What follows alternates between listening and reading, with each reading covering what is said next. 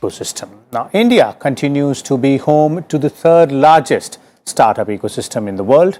According to a recent report released by NASSCOM, 1,300 tech startups were added up to September this year. Now, while 7 startups entered the Unicorn Club, taking the total number to 24, potential unicorns also saw a significant increase to 52 from 15 last year. The volume of investment in startups also grew, touching $4.4 million for January to September this year. Now, according to this report, these startups have created estimated 60,000 direct jobs, between 1.3 and 1.8 lakh indirect jobs as well. So what does these numbers reveal? How has India's startup ecosystem evolved over the years, and what needs to be done to keep up the momentum from here onwards? For more on this, we're joined by a distinguished panel of guests. Let me first introduce these guests to you, beginning with Dr. Subhash Chandra Pandey, former Special Secretary from DIPP, that's Department of Industrial Promotion Policy, with the Government of India. We also have with us Mr. Ramesh Kailasham. He is the CEO of India Tech ORG, somebody who is involved in the entire startup ecosystem. And we're also joined by Mr. R. Chandrasekhar, former President of NASSCOM. Welcome, all of you gentlemen, to Rajya Sabha TV studios. Let me begin with you, Mr. Kailasham. Let's try and understand what is the report trying to indicate. Now, we have the finer points here. Clearly, the number of unicorns has gone up. The number of startups have gone up. The amount of investment has also gone up. And there is, for everybody to see, the amount of jobs which have been created both directly and indirectly. So, are we heading on the right path here? And is this a good positive sign as far as the startup ecosystem is concerned? Absolutely. It is a good positive sign if you look at the fact that the numbers are growing, both in terms of the number of startups and the kind of diversity of startups that are coming in this space, especially in the tech space. Now, when you say startup, it obviously does involve a larger ecosystem, but largely, if you look at the report, it does focus on the tech startup ecosystem space. And we are seeing, as India Tech as well, when we are looking at this space, we do see a surge in the consumer internet startup space, which is significant contributor both in terms of the kind of investments that it is attracting and in terms of the livelihoods that it's creating, both in terms of direct and indirect. Of the number of startups that I keep interacting, I mean close to around 50 odd startups I meet with the founders, because we represent both the founders and funds that invest in these startups. We do see encouraging signs. There are, of course, certain regulatory locks to be unlocked further, but the fact that they are growing is a sign that it is in the positive direction. Okay, we'll come to the regulatory locks also, but if we have reached this particular level, then there must be a reason behind that. According to you, since you're saying you're the one who interacts between the startups and the investors as well, you're there as a link, and you have your finger on the nerve of the industry. So what do you think would have made this possible? Obviously, in addition to the entrepreneur skills of the independent startups. Well, the positive part in this is the fact that the government is listening and the government is taking proactive steps in the direction. Whether you look at in terms of the angel tax issue, whether you look at the regulatory issues that each of the sector faces. Now, when you look at startups as such, each of them do use the internet as a medium to buy and sell, but at the same time, they are also belonging to certain sectors. Each of these sectors have had their own regulations.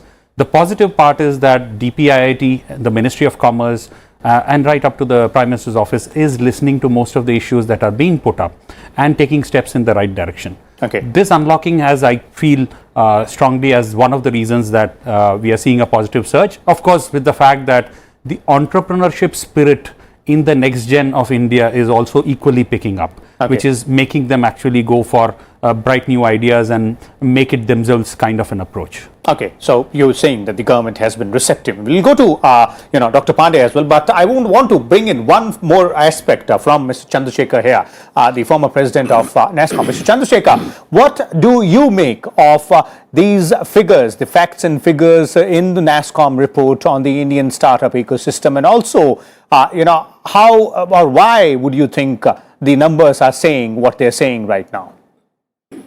Well, I agree with the gentleman who just spoke that I think overall it's a positive picture, and I think the fact that the growth is taking place at the rate it has, and the in terms of employment, in terms of the number of startups, etc.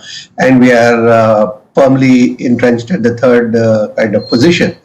These are all good signs, but I think one has to also look at what is our potential, and we do have a potential to grow even faster. We do have a potential to grow even bigger for a country of India's size.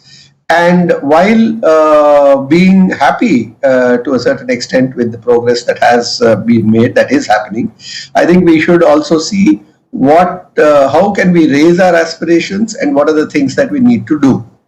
So one of the things is that if you look at the data which has come out in the report which was just a few days ago released, a lot of the focus is on B2B.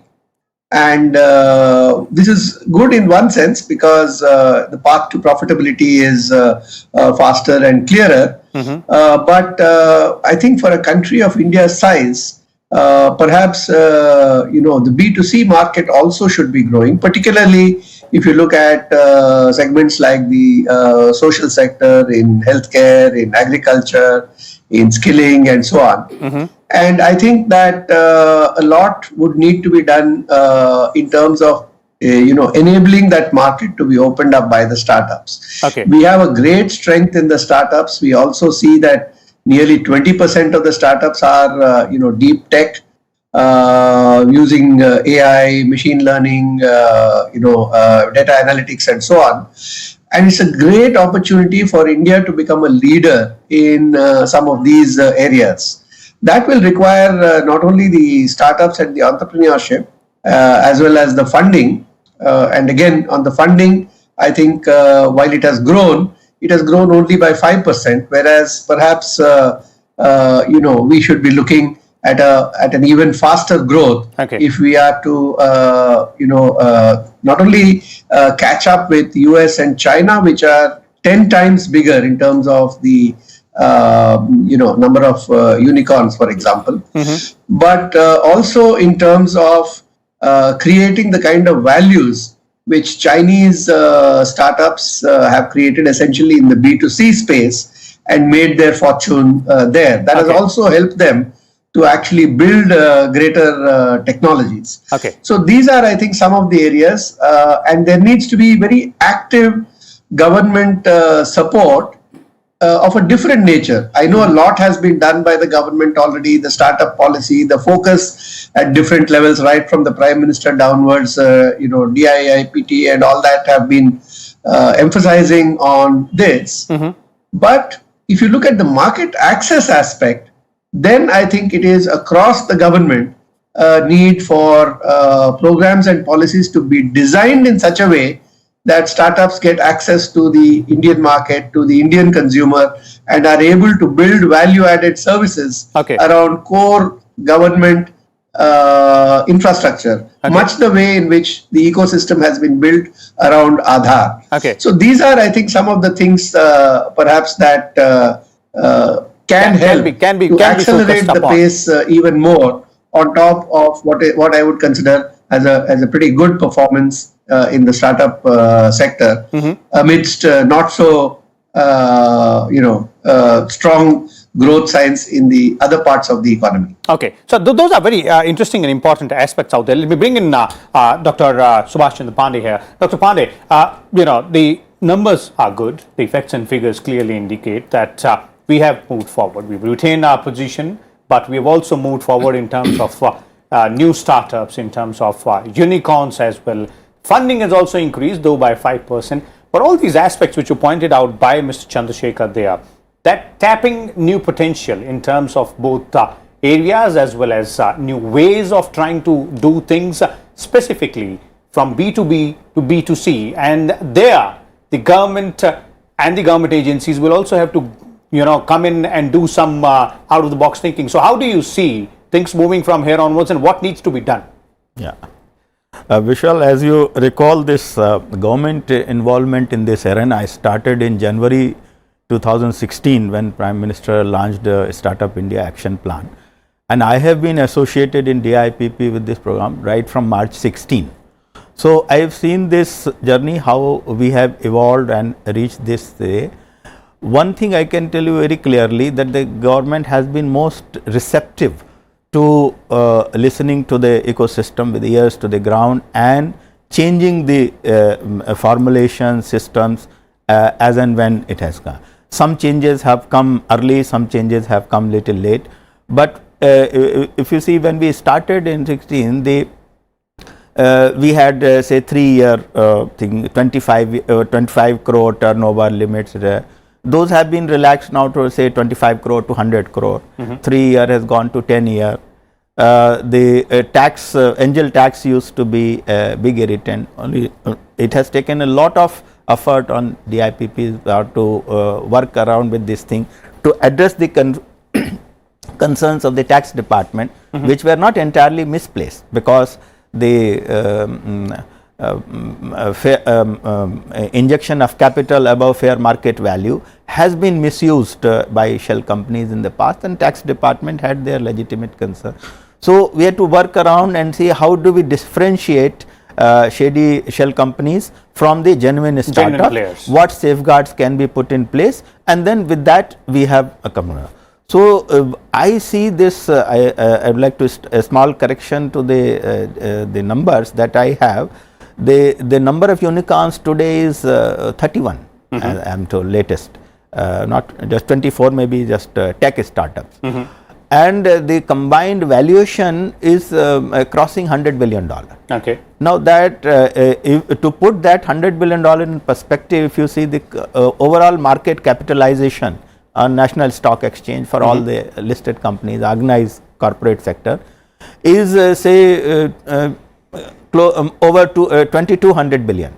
So this is about 5%, which is a pretty exciting number. If a startup valuation is 5% of the overall market valuation, so that is the perspective, and that is where we are heading. The other thing is that this new economy that we are transiting, it is a increasing servitization of traditional manufacturing, value added. So it is more of a sharing, more of outsourcing, and therefore it's a ripe system for startups to come and entrepreneur. And I would like to address Mr. Chandrasekhar's point. Market access is very important. I think this is the latest intervention from the government side, which is very actively under consideration. We have taken some steps about exempting the startups from furnishing earnest money deposits, etc., experience criteria, which is a usual pre-qualification criteria. Next step will be enabling and asking the ministries to also have certain pilot procurements on an experimental basis.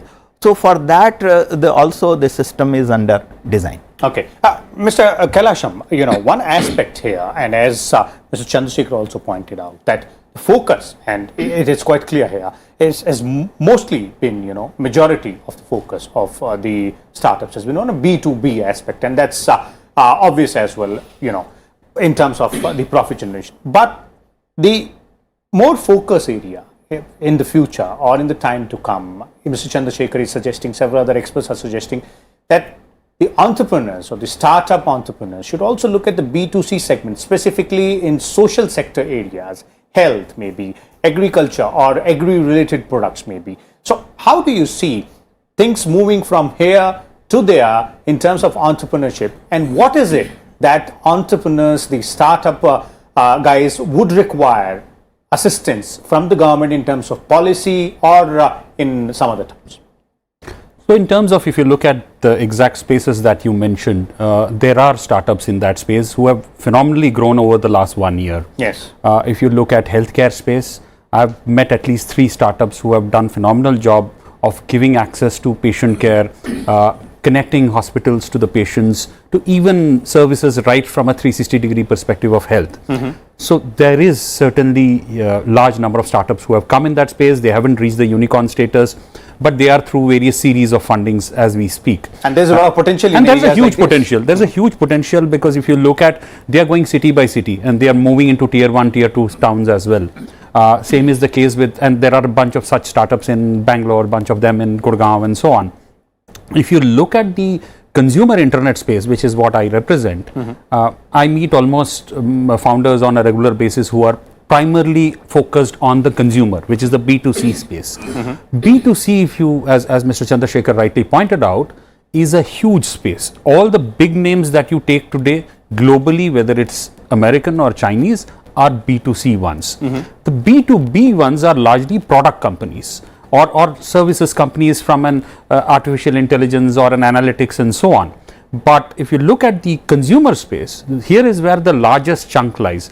Not only because we as an economy have a huge chunk of buyers, we also have a huge chunk of sellers. And therefore, the consumer seller connect is what most of these companies are enabling. From a market standpoint, the funds are looking at investing in these, and the funding is phenomenal. There's a huge amount of employment getting generated, both direct and indirect. Market enablement on the grassroots level is happening, plus the funds are interested in it. The regulatory locks, which I mentioned in my previous comment, also stem from this part on what is that exponential growth, as was pointed out earlier.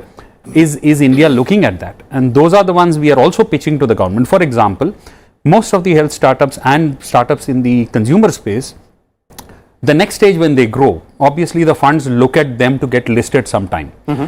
Unfortunately, because you are on a consumer internet space, you are on a constant consumer acquisition mode, and therefore you may not be able to show profitability immediately. You may not have net assets because you are asset light companies, and at the same time your promoter would have diluted equity beyond the 20% mandatory requirement for listing. So because listing norms are a catch there, and we have been working closely with SEBI in this regard, differential voting rights, listing norms, all of these are to be eased if you want to see Indian companies founded in India not to list abroad. And as it was mentioned earlier, the market capitalization of these companies, assuming by in next 2-3 years we hit 100 unicorns, we are talking about close to 200 billion market capitalization and valuation. That should be sitting inside the country in the listed stock exchanges of India. Those are the kind of regulatory unlocks which are very critical and quick moving right now. If we do not want to see funds forcing their founders to say that, look, India is not open, so let's list somewhere else, and therefore the holding company concept and the foreign listing kicks in. As far as access to market is concerned, we have been working closely to enable the market, and we did raise this with the Government of India in 2018, where we said that the startup should have access to the GEM portal, which is the government e-marketplace. And then the government did respond, and it has been opened up for as far as fixed price products are concerned. We are working closely with GEM on opening the dynamic price products, which are on a fluctuating basis, like an airline ticketing or a hotel and so on. The government is looking at that. Now, these are market enablement, because if you say the startups are currently looking at consumers, the government is also a C in this, despite being the B2G part of it. The government as a consumer is also a huge market which many startups are keen to explore and work with. Apart from that, of course, there are certain regulatory locks in the GST taxation space, which are getting addressed one by one. Each of that can unlock the sector in a big way. Dr. Pandey, issues like this, the listing norms are something which is pointed out by Ramesh here. How can we go ahead and look at those aspects, the government specifically in terms of its policy intervention, because this is, an area where the potential needs to be tapped. Yes, this differential voting right is one for protecting domestic founders. That is basically under policy dialogue, and we should see how quickly it is resolved. Our capital market in terms of its regulatory environment is one of the best in terms of protecting minority shareholders' rights, and so we should be seeing more corporate sector developments on these lines, where the startups are facilitated and their founders' interests are protected against hostile acquisitions or unfavorable acquisitions. I'm hopeful on that. Mr. Chandrasekhar, your views on this aspect, specifically looking at listing norms and how the interest of the promoters can be protected, specifically when we are looking at the B2C segment or even the B2G, which Ramesh is talking about. Yeah, I mean, these are all extremely important considerations, and how you enable founders to not only capture but retain the value of their innovation and what they have created is important. And while, as Mr. Pandey mentioned, these are subject to ongoing policy debate, it's obvious that government needs to do something to protect the founders. But if you go overboard in that direction, then you will choke investment. So a proper balance has to be maintained so that while the founders' interests are protected, the flow of investment into the sector is retained. Okay. So that's one important aspect that has to be kept in mind as the founders' interests are protected. That's critical also because continuing innovation requires deeper understanding of the Indian market, and an early acquisition, especially if it is not from an Indian company, might lose some of that flavor. But an additional aspect of this is a lot has been talked about the regulation from the point of view of listing, from the point of view of certain benefits, and so on. And DIPP clearly has done a lot of work in that regard. But if you look at some of the regulatory bottlenecks outside of the DIPP and the Finance Ministry and the SEBI and RBI and so on, you look at areas like healthcare, for example. In the healthcare space, there are many regulatory constraints preventing remote care. So as a result, we are not quite able to derive all the benefits that new technology offers. Okay. If you look at medical supplies, then there is a whole legal framework under e-pharmacies, which is still doing the rounds. Okay. More importantly, the design of schemes. If you look at, say, Ayushman Bharat itself, while there are so many different elements on the healthcare side, to what extent has the innovation capability that is available in the startup ecosystem in healthcare space, which was referred to, been built in as a central feature of that program. Okay. Let me also add that, the traditional approach of saying, okay, let's procure and open it up and allow startups as a favor done to them by either giving some exemption from eligibility criteria or number of years, etc. That, to my mind, will have a very limited impact. Okay. What needs to be done is to actually identify appropriate startups and actually have a partnership with them, which should not be difficult because it does not call for investment by the government. Okay. All it requires is to enable certain services associated with core government programs, and allow the startups to intermediate them through value-added services. Okay. So the government and playing these kind of changes and this kind of change in the thinking, I think, is particularly critical, because from that, arises valuations, listing, investment. All of those will happen much faster. Okay. Dr. Chandrasekhar, I understand your point of view as in, government playing the role of the enabler there as well. Dr. Pandey, your views quickly. We've running short of time. Basically, what we just discussed about the DVRs and the listing norms, etc. I want to highlight one particular dilemma that the government faces in this policy debate. It is that we do not want a full-fledged corporate governance norms that we apply across the board for all companies. On the other hand, the conflict between founders and investors, as we have seen some of the high-profile cases, how to see that the corporate governance is also up to the satisfaction of the investors. Okay. So that's also a very interesting and important aspect there. Last word from you, Ramesh, and in terms of, how do you see now that we are here where we've reached, and from here onwards, if you look at the key focus areas and the key sectors, the watch out sectors, if I must say, in the startup ecosystem, where things are likely to move at a very fast pace, and all stakeholders, including the entrepreneurs, the investors, and the government also, will need to put their best effort there. Well, one of the things I would like to highlight here is the fact that if you look at the startup ecosystem and we look at it sectorally, there's no homogeneity between the center and state. And therefore, what startup does well in one state doesn't do well in other state because it could be banned in that state. I think one thing that we would like to see is clarity between both center and states, pan-India as one India, one market. We would like to see that startups actually don't suffer state to state. The homogeneity is The homogeneity is something I would like to highlight as a critical point, and therefore recommendatory guidelines from the center which is adopted by states could be one way to solve a lot of those regulatory challenges which are teething problems on the ground for most of the startups. Okay, so there it is, as our experts and panelists have pointed out, that India's startup ecosystem has established itself, and the facts and figures year after year point out the work which has been done by the entrepreneurs, the investors, as well as the government through its policy and through the fact that it has been receptive. But there are miles to go.